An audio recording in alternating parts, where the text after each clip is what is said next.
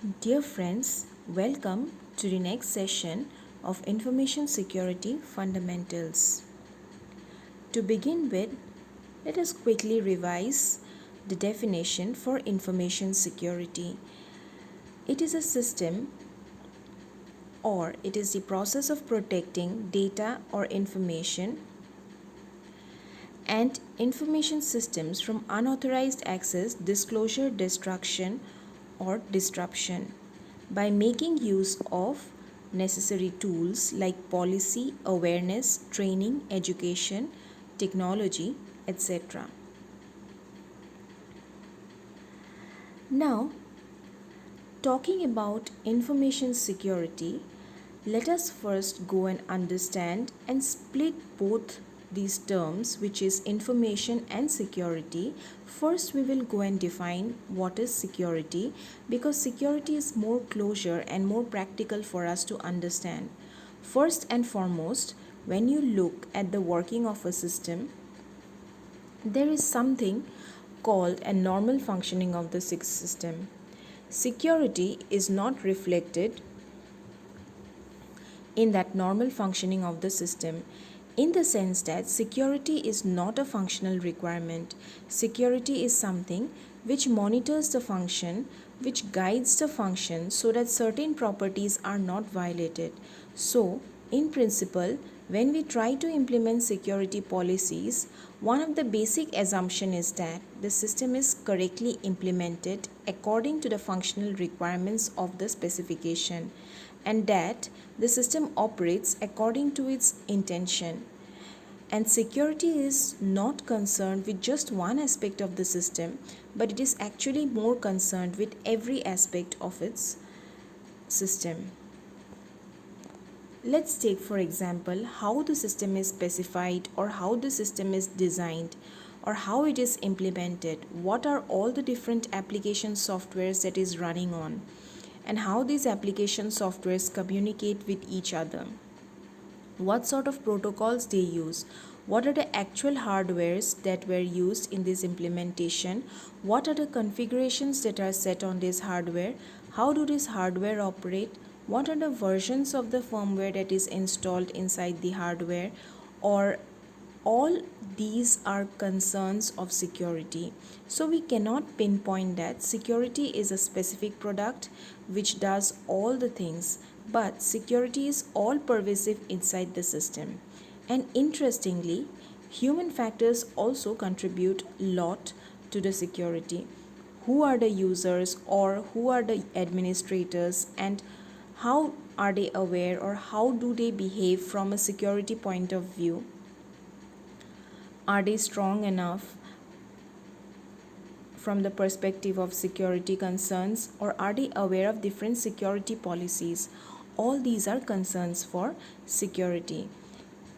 In order to understand what causes the vulnerability of to security or basically why do we feel that the security is threatened can be explained by taking help from some of the existing use cases or some of the existing examples.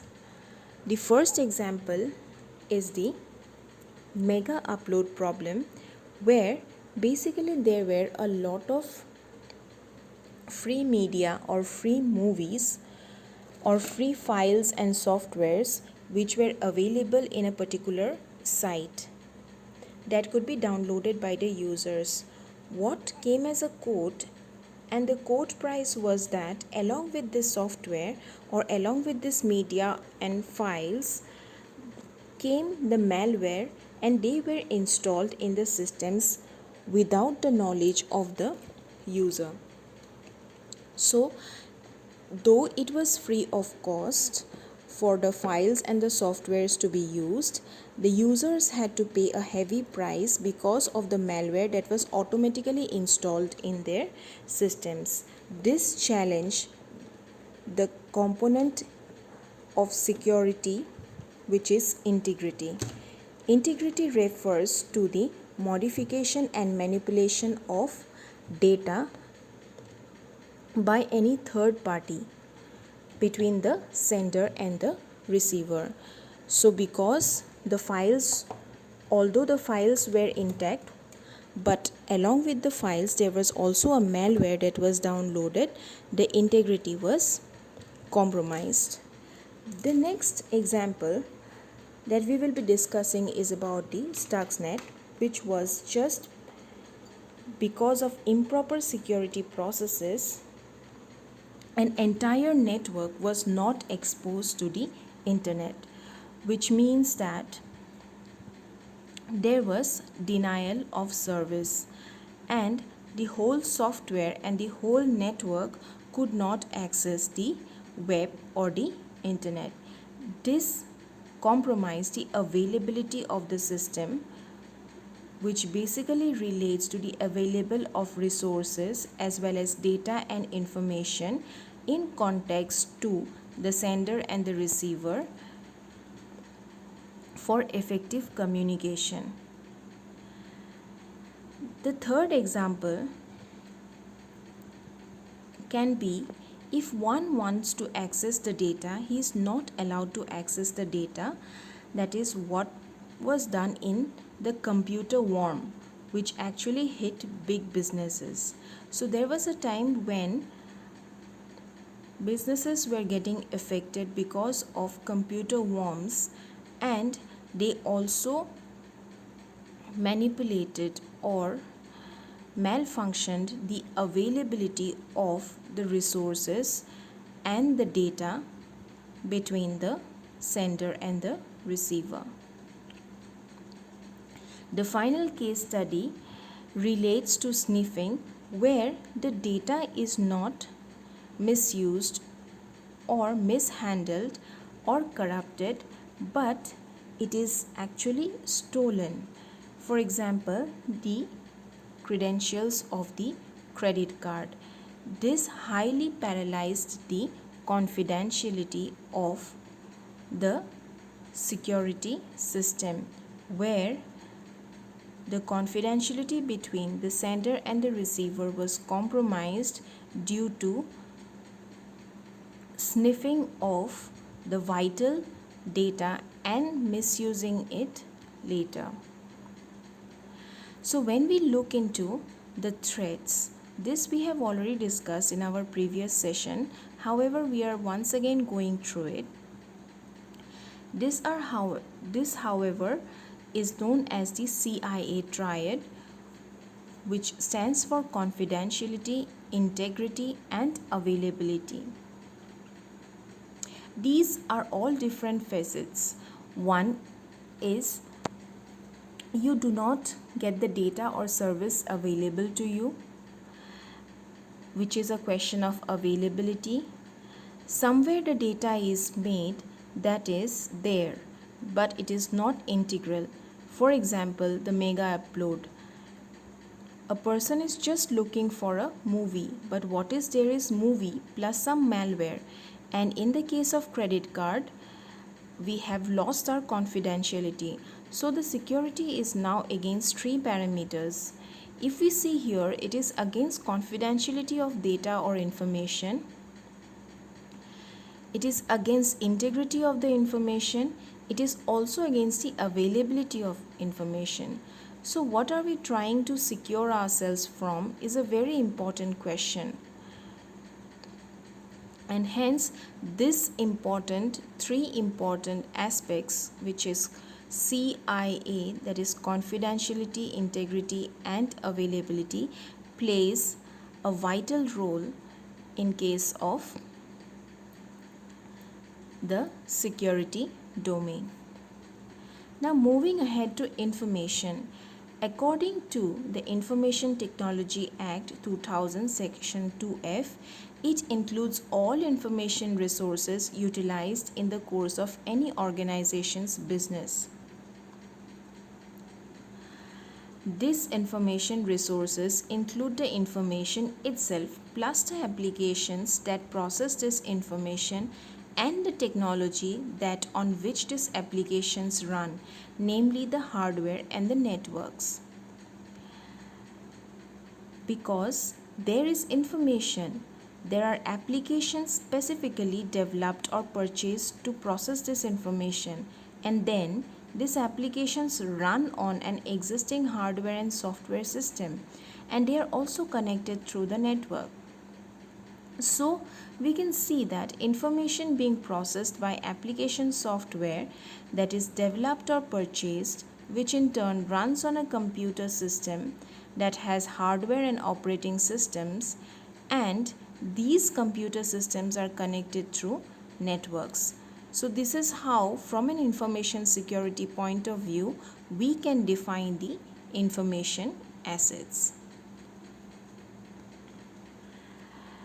Moving ahead with the concept of information, it is known as a form of knowledge which is acquired through education, communication, practical experience, research, and analysis. It consists of data, facts, and conclusions, because without data, there could be no information. So this raw data, when it is actually interpreted and it is used for making some business decisions, then only it becomes information. So initially we have data, and after processing it gets converted into information. This information essentially has some business related meaning associated to it. Computer science professional, however, define information as strings of ones and zeros. However, for business analysts, it depends upon the knowledge factor which governs the information. Hence, for different group of people, information is understood or is utilized in a different manner. For modern civilization, information is basically known as lifeblood, because raw material from which understanding and ultimately controls are fashioned. It is compiled, analyzed, considered, and reported, and generally deals with business. It also contributes as ideas and concepts in the form of intellectual capital which boosts economy.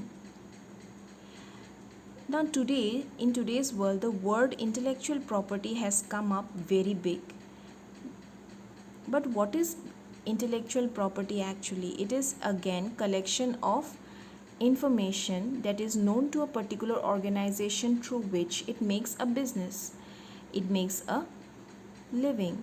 So ideas like intellectual capital become very very important in this point, and it basically dictates the economy of the country. The economy of economy of several organizations put together can even make the economy of the country. And that is why information is known as lifeblood of the modern civilization, because the raw material from which you can derive some sort of understanding and generate certain controls are compiled, analyzed, and collectively reported to generate some sort of business which directly or indirectly influences the intellectual capital, which in turn will definitely boost up the economy of an organization or the economy of a country. This information can be stored and transmitted in a cost effective manner and replicated as and when necessary. So we have discussed the security concept as well as the information concept in a detailed manner. Now we have to understand some of the flexibility which are associated with information.